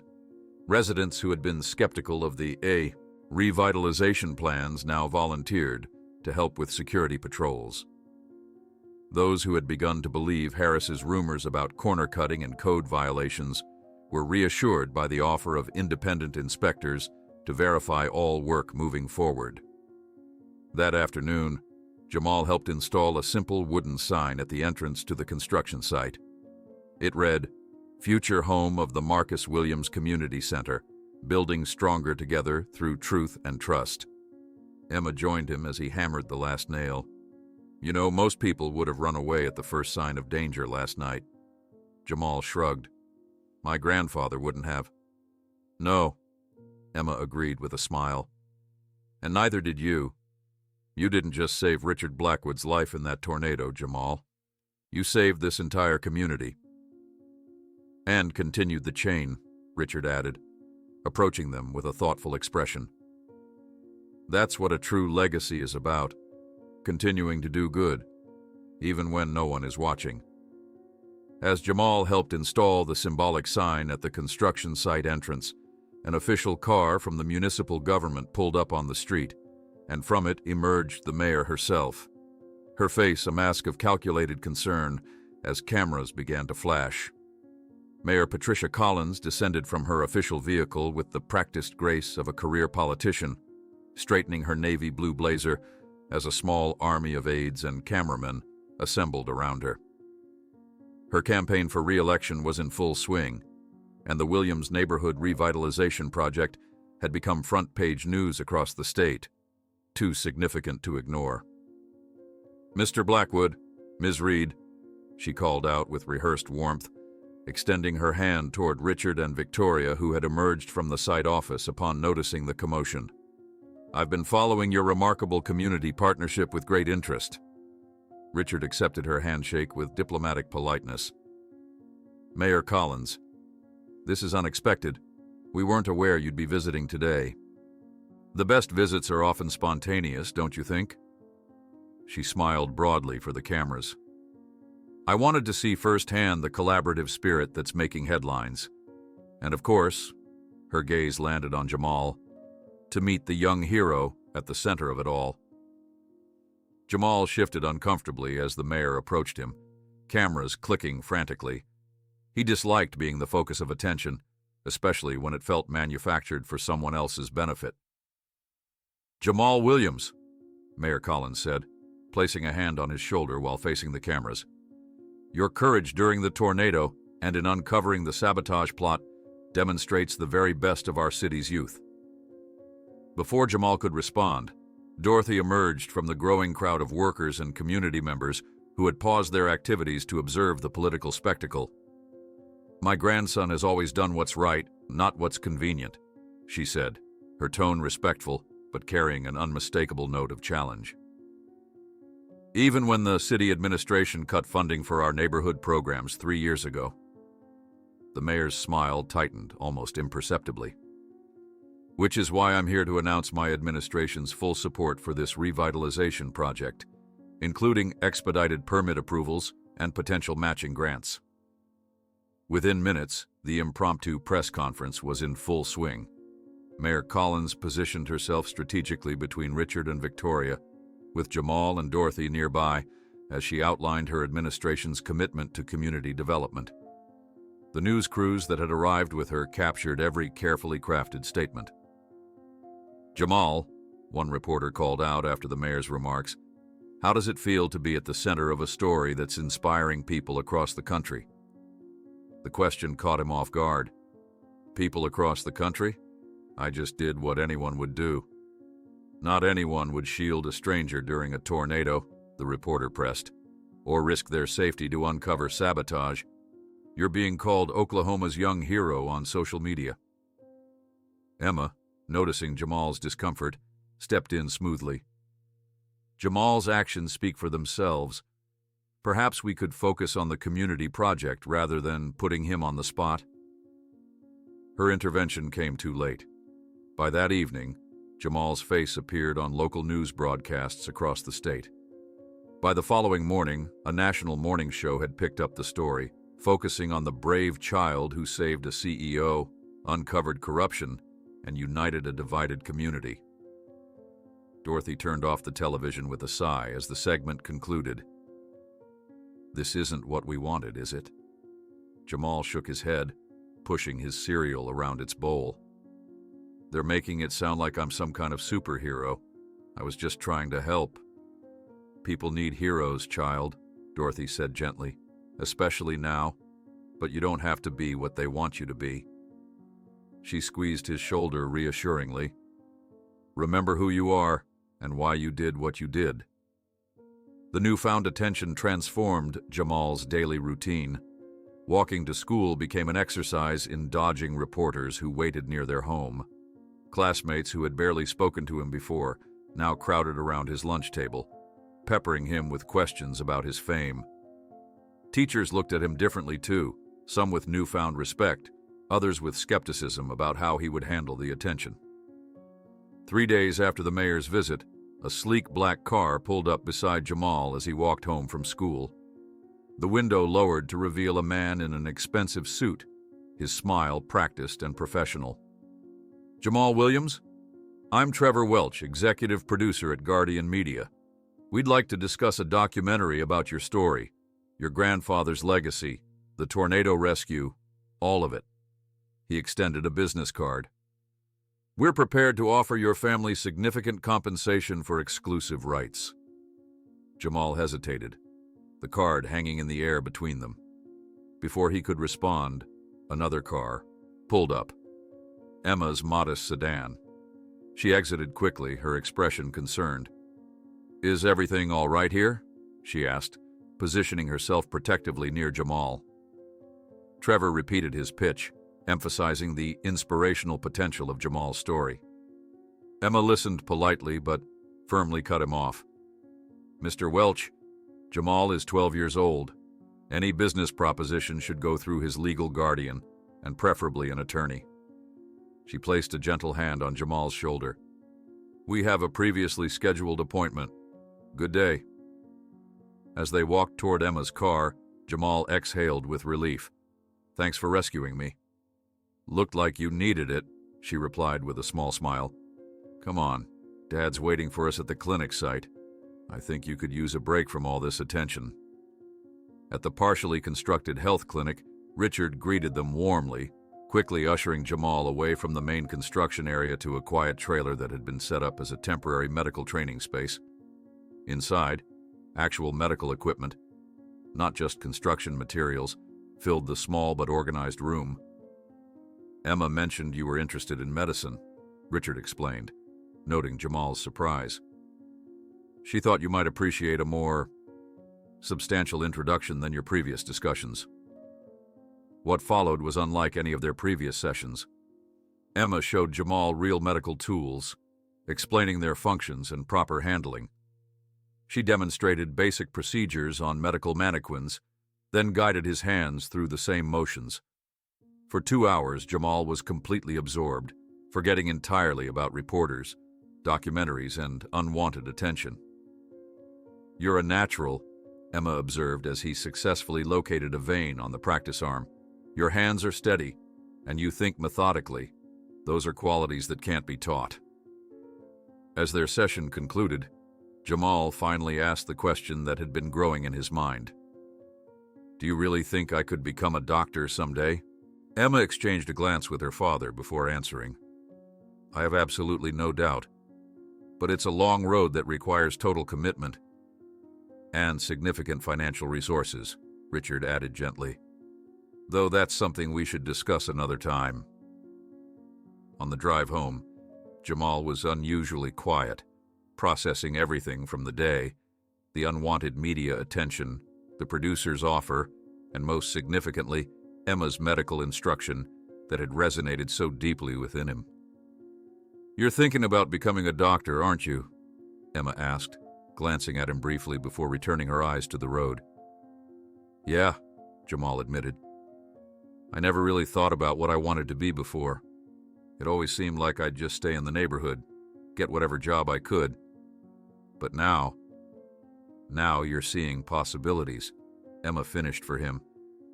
"That's what education does. It opens doors you didn't even know existed." The following weeks brought a flurry of activity to the Williams neighborhood.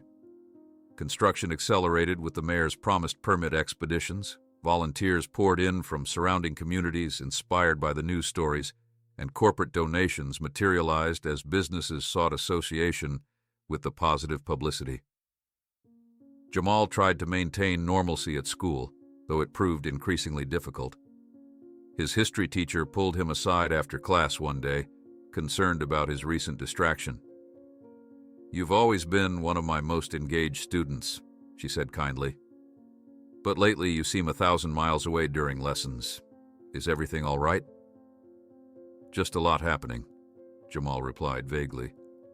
"I'm sorry about falling asleep in class the other day." "That's not what concerns me," she said, surprising him. "What concerns me is seeing a bright young mind pulled in too many directions. Your education should be your priority right now." Her words echoed Dorothy's earlier concerns about balance.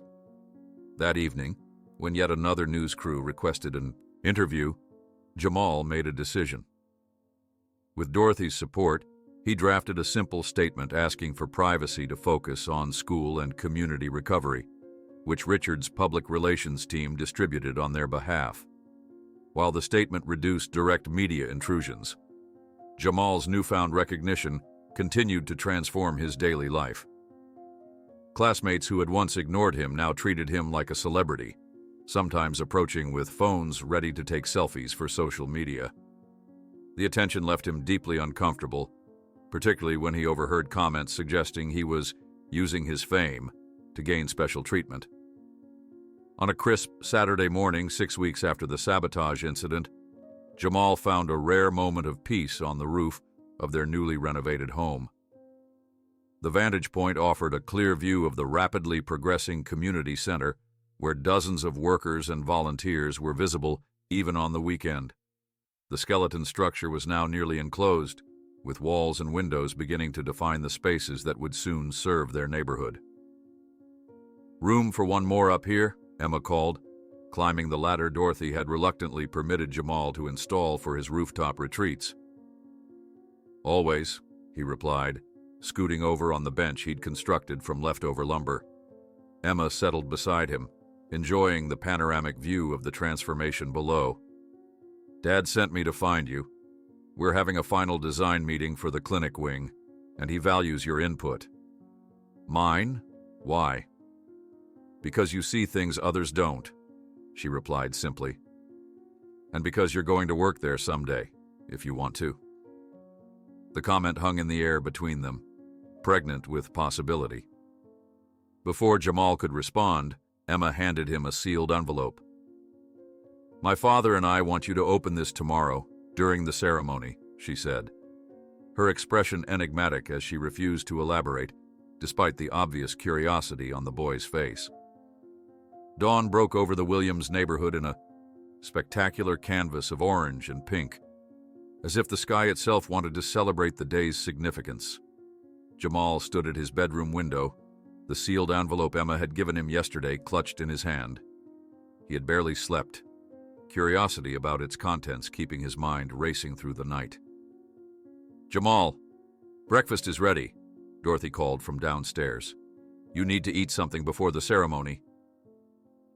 He tucked the envelope carefully into the inner pocket of his new blazer, a gift from Richard Blackwood for the occasion, and headed downstairs. The house looked different now after the renovations, brighter and more spacious, yet Dorothy had ensured it maintained the warmth that had always made it home.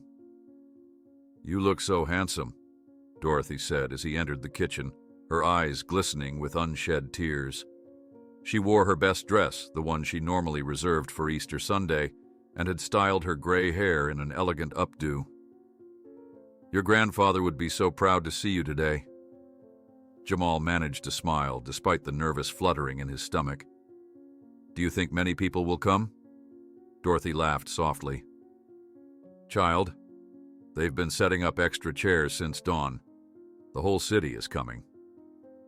After a breakfast that neither of them ate much of, they walked the short distance to the newly completed Marcus Williams Community Center.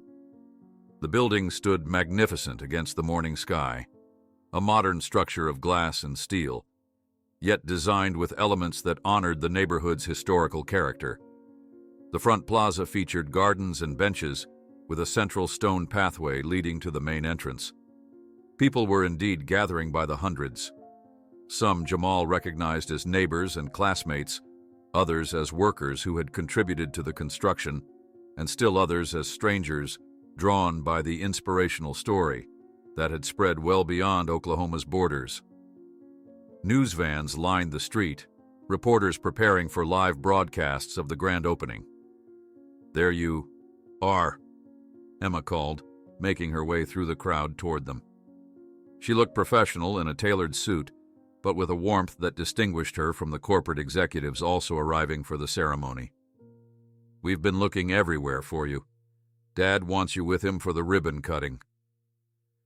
Emma guided them through the throng to a sectioned-off area near the entrance where Richard Blackwood and Victoria Reed were reviewing last-minute details with their staff. Richard looked up as they approached, his face brightening with genuine pleasure. "Jamal, Dorothy." The guests of honor arrive at last.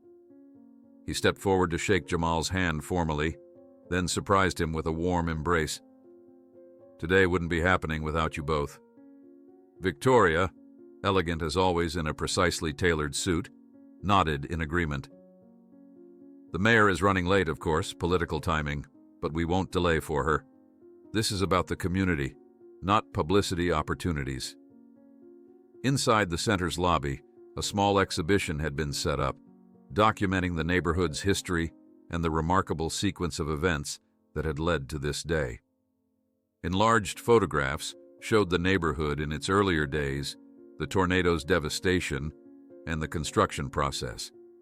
At the center of the display stood a glass case containing Marcus Williams' diary, open to the page describing the lake rescue. "We wanted his words preserved for future generations," Richard explained, noting Jamal's emotional reaction to seeing his grandfather's diary so prominently displayed. A reminder that heroism often looks like ordinary people making extraordinary choices.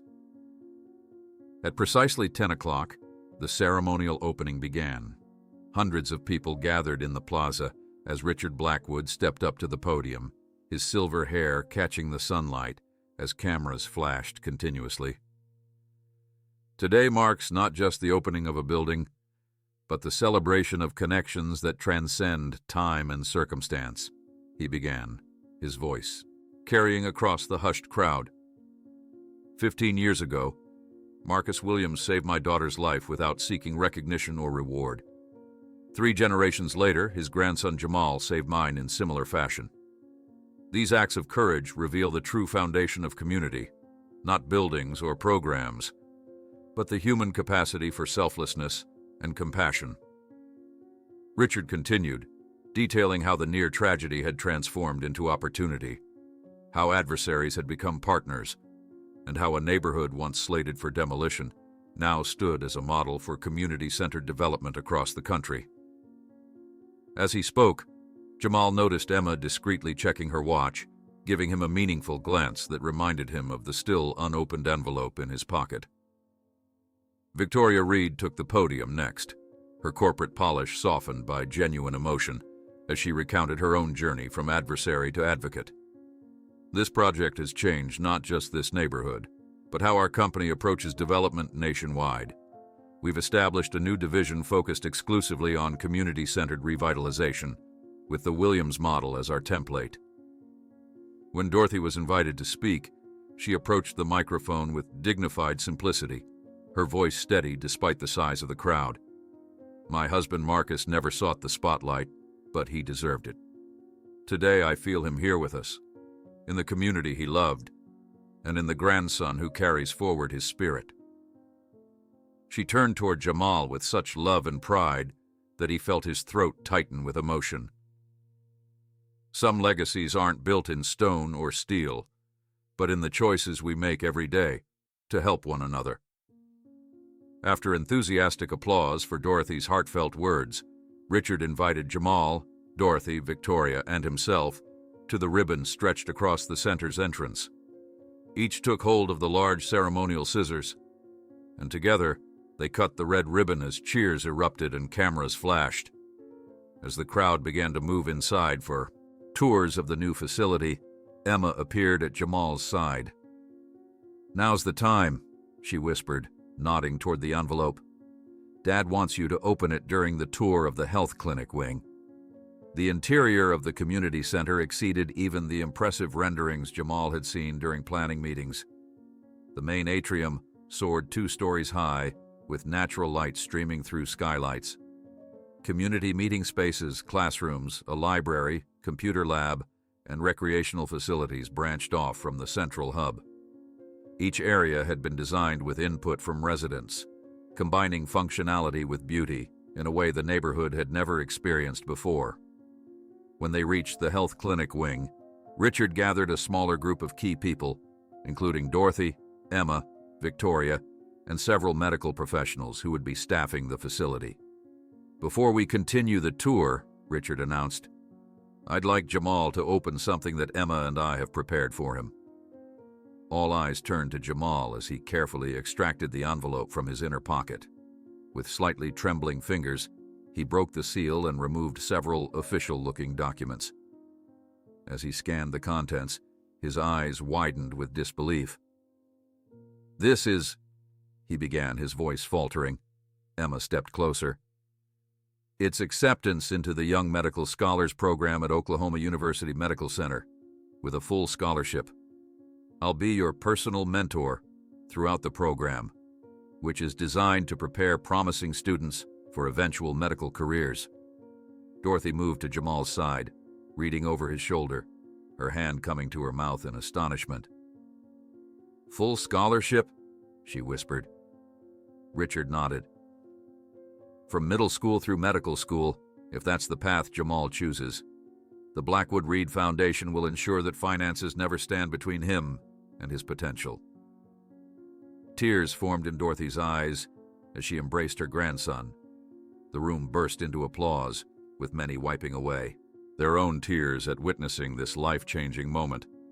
Later, as guests enjoyed refreshments in the community hall, Jamal finally found a quiet moment to visit the exhibition room dedicated to his grandfather's story. The walls featured photographs of Marcus Williams, newspaper clippings about his life in the community, and remembrances from those who had known him. In the center stood his diary in its protective case, a spotlight illuminating the yellowed pages. Richard Blackwood found him there, standing silently before the display. "You resemble him," the businessman observed quietly, coming to stand beside Jamal.